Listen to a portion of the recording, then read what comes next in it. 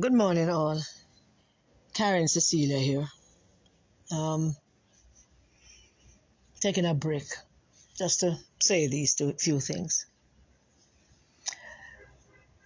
Theodore Roosevelt, Teddy Roosevelt, affectionately called, was the 26th president of the United States. And he was a writer, a traveler, an explorer too. I think he got lost in the Amazon forest or something to that sort once because of his missing for months, I think he was once. And Theodore Roosevelt was the first president of the United States. He was the 26th, but he was the first president of the United States to have had the pleasure and the displeasure of lots of confrontations with the media.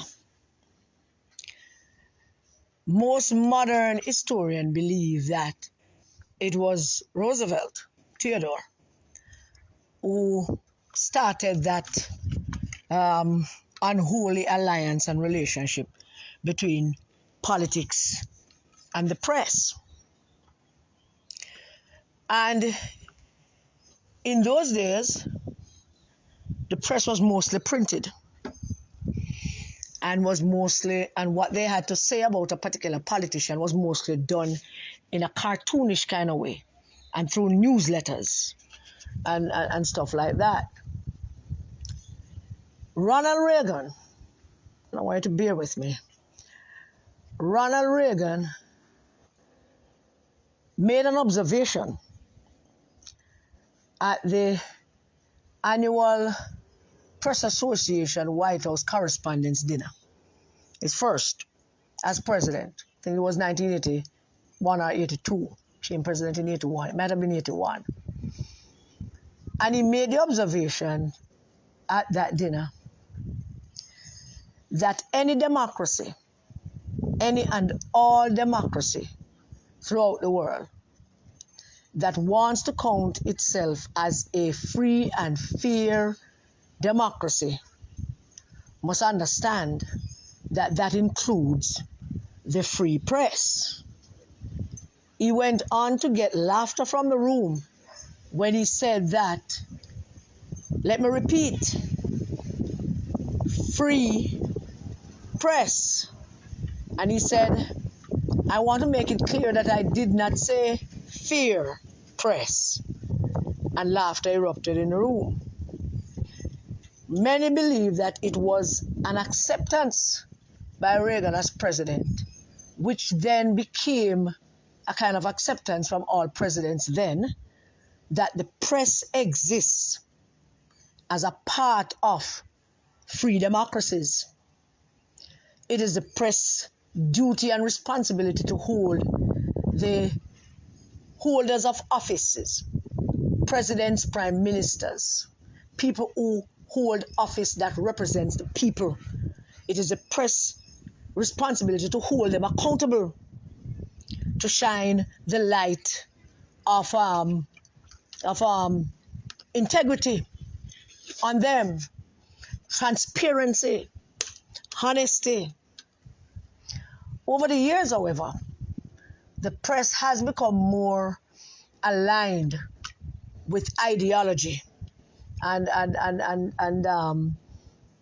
special interest, and therefore the press has brought itself to a point where most people believe that it is a free press, but it is not a fair press. Politicians throughout the world fear the press. They fear the press because that's where people get their news before the advent of TikTok and Facebook and all the rest of it. That's where people get their news. But even these things, TikTok and Facebook and Instagram, even these places are communication that was basically started and pushed by people with a need for some kind of exposure or some kind of influence, which is what the press seeks to have. The press have enormous influence in any democracy throughout the world. Enormous. which is why tyrants try all the while to lock down the free press, because the free press is going to report stuff on them. You know, Putin does it, all of them before him did it. I mean, even my man over in Turkey still doing it, and the guy down in Philippines, I think, the woman down in Philippines, and the other one, all of them still trying to muzzle the press or to control the press or to direct the press as to how it should report and how it should conduct itself. And lately, Prince Harry has gotten himself involved in that campaign to regulate the press, to tell the press what it can print, what it can say, and what it should not say. The press is having none of it. None of it. Because the press, people in media consider themselves to be some kind of, above some kind of threshold, if anybody tried to set a threshold as to how the press should operate. The truth of the matter is, the press has absolutely no line to whether cross or stay behind. The press can basically, once they decide themselves to report the truth and to report the facts, and they will take sides. Once they decide that, there is no holding them back. Throughout the world, and in particular the US, comedians and press people have lampooned politicians for many, many, many decades. Dana Carvey lampooned George H.W. Bush, the father. And Bush, in response to Dana Carvey's lampooning of him, always find comic in it and humor. And even invited Dana Carvey to dinner. You have always had individual comedians and press people that mimic and lampoon politicians in many ways. How does the politicians respond to those things? The politicians respond to those things by making light of it. Why do they do that and not go to all-out war with the press? Because they need the press. They do. Now, what makes me say take 7 minutes to say all of that is this latest thing with the General Secretary of the People's National Party, Dayton Campbell, whose mouth is once again leaking. And there's nothing anybody can do about it, because the universe and God Almighty himself has set Dayton Campbell on a path, a destructive path that he can't control. He might get up in the morning and decide that I'm going to behave myself, I'm going to say this, I am going to act like a decent human being, I'm going to behave like I'm the General Secretary of the largest political movement in the Eastern Caribbean. He might get up every morning and say that to himself, but by the day rolls on, things start go haywire for him. And that is how God works. That is how karma works. That is how the universe works when you are not a good person. And he has done so many bad things in his life that no matter how him try to do good things now, it's always going to just come back to him being the pig playing in the mud, enjoying himself down in the mud, having a laugh. And whenever he says things that ordinary thinking person knows that he should not have said, or you should not say those things, he gets this smirk on his face, because that's the pig in the mud, enjoying the mud. Huh? So that's him. So now, him gone out again and him mouth leak, and him say this thing about the Nationwide News Network. And just like he did when he brought up the matter of Mr. Holness and death threats and all kind of things, and suggested that there was something in the making to kill Mr. Holness, when he should not have had that information in the first place, just like he did. He did again. He put people's lives at risk with him leak mouth. This little frefre, riffraff, half idiot, because you know you can deal with a full idiot, and half idiot is the worst thing to deal with. And him is an half idiot because he's educated and behave like an idiot. That makes him an half idiot. And what he did was put people's lives at risk. Again, the General Secretary of Norman Manley Party running off his mouth,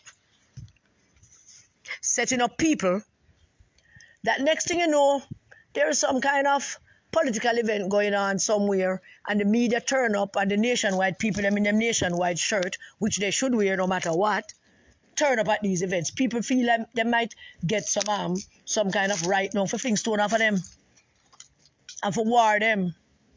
And if you think that what he said was a mistake, I want to take you back to the night at party headquarters when that future international scammer bring man at party headquarters, brought up man to party headquarters to come threaten journalists about rape. Now, if I bring you back to that and then carry you to where what Dayton said the other day, you will see how the two things converge. It's a thing in them head that if them can't control the free press, then they have a right to put the members of the free press at risk. Now, let us be clear. There are people in the press that are bought and paid for by politicians. All over the world that happens. There are people in the press that don't act like a free, independent press every day of their life. There are people in the press that don't take the time out to do research. That when they talk to politicians, they can push back on some of the nonsense that they say because them do have no information, them do research information. Like when Dayton talked about the constitution of the PNP, and I think it was Diane Jackson Miller, or one of them, or Emily Crooks, I don't want to say who it was, so let me name it to whatever, I don't know which one it was, don't remember. That was listening to him and eating up everything when him say, because she does not have a copy of the Constitution in front of her, and she don't know what the Constitution says, so whatever crap him was spewing, she was buying it. So there are those kind of people that sucking up the politicians for some strange reason. And some of the points about some of the press people who then went on to become spokespersons and senators and all of that. Well, let me remind Dayton Campbell that all across the world, most presidents of the United States, if not all of them, from at least John F. Kennedy, have had press secretaries that were once members of the press. Oh yes, most of them. And then most of the press secretaries graduate from being press secretary to getting big jobs in the press. If you look at CNN, a host of former press secretaries, MSNBC, a host of former press secretaries. In the last 2 years of George W. Bush administration, Tony Snow was a good guy. I mean, I was a Fox News watcher at the time. And Tony Snow, who was a Fox News anchor, left his cushy Fox News job and became press secretary to George W. Bush. He died of cancer shortly afterwards.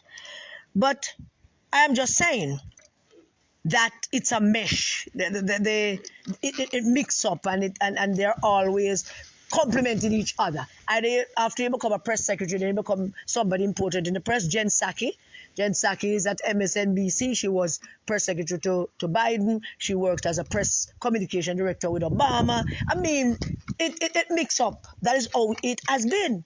That doesn't take away the integrity of the individual.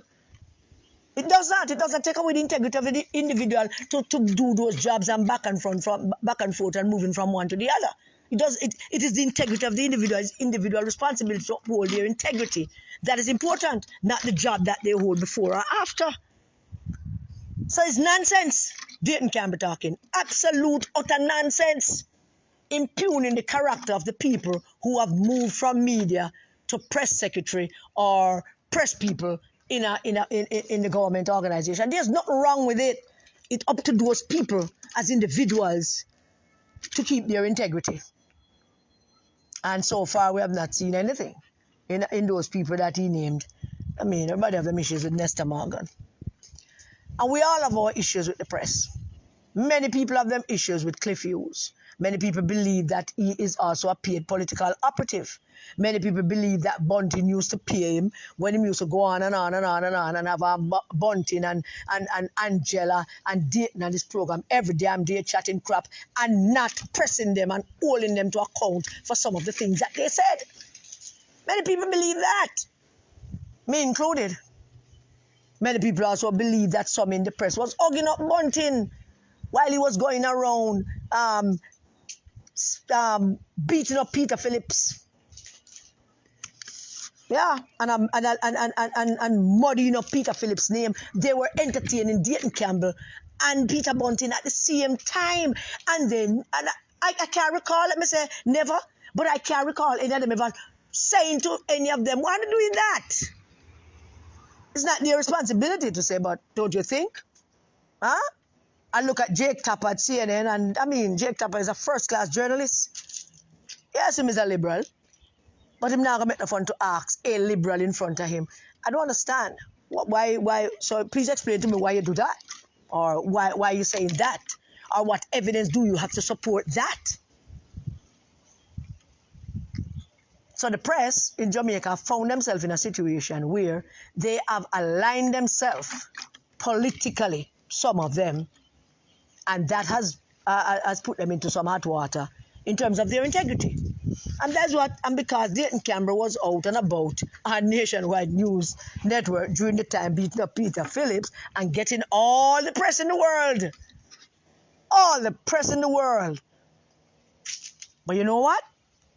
That is also a part of the democratic process where the press at that time probably took a side and decided that, yeah, them think Peter Phillips should go too. And them that saying that loud and them that saying that on their program. Yeah, them think Peter Phillips can't win either. Yeah, so we're going to go and boost up the Bunting thing. Or maybe they took a side and said, yeah, this look good for the JLP, so let us do it. We don't know. But apparently they did take some kind of side for some kind of reasons.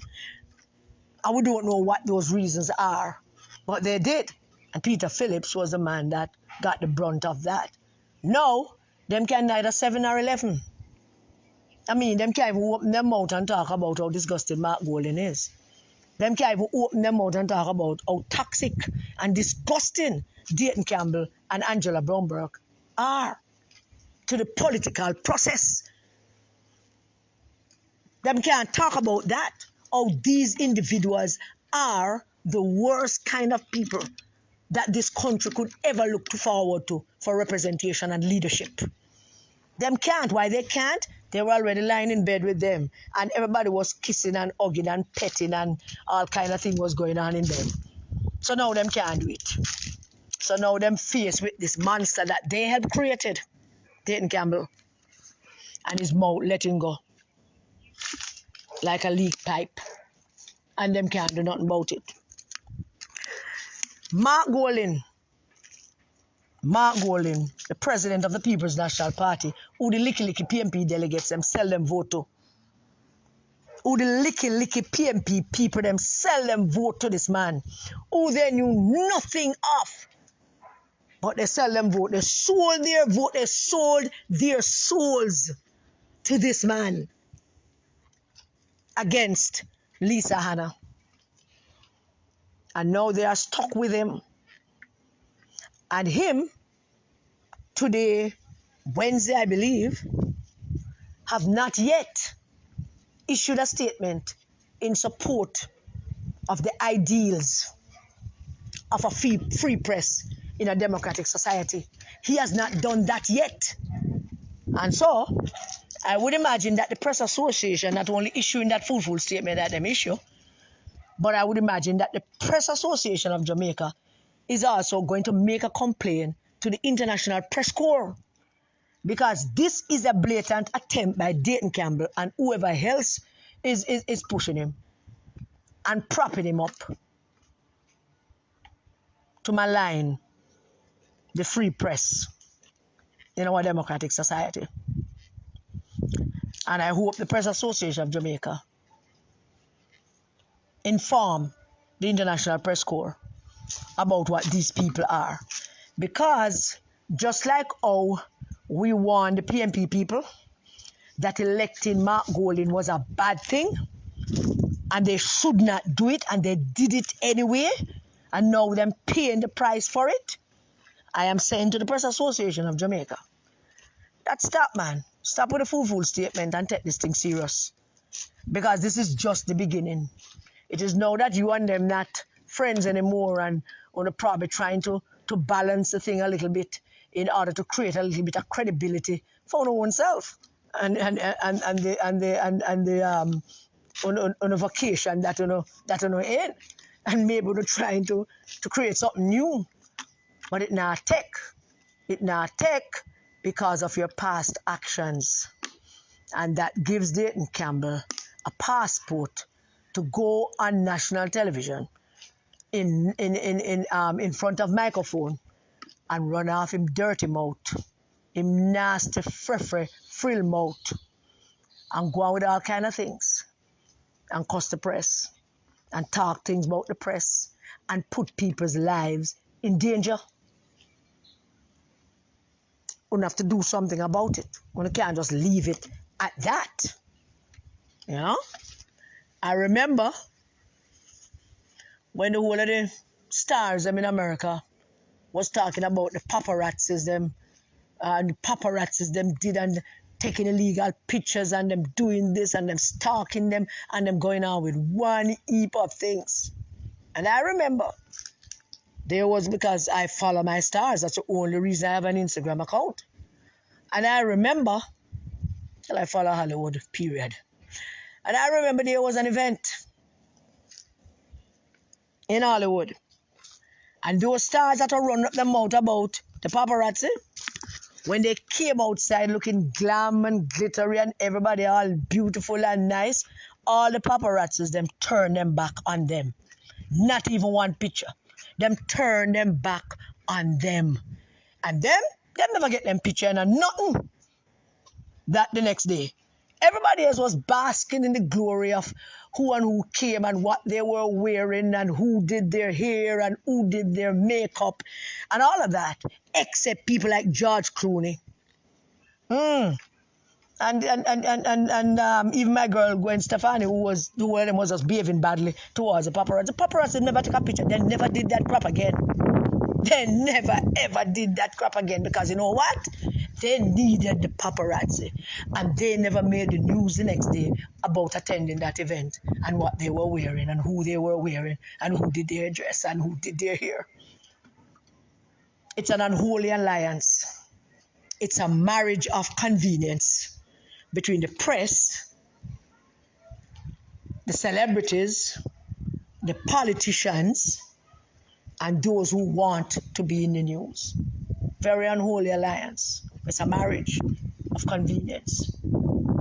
But this riffraff, loudmouth that we have as General Secretary of Norman Manley Party, him can't help himself. He will continue down that path. He will continue down that path until he meet in Waterloo. And in Waterloo is just round the corner. Just round the corner. So nobody should have any expectations of him to change what he's saying or to change where he's going and what he's doing.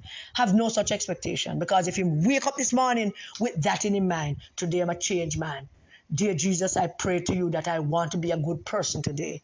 Dear Lord, I'm asking you to help me to say the things that I need to say, the right things, the good things, things that will inspire, things that will motivate the good in the people that within listening to my voice. I pray for that, dear God. And him could pray that prayer in the morning, but the moment that microphone come in front of him gone, man.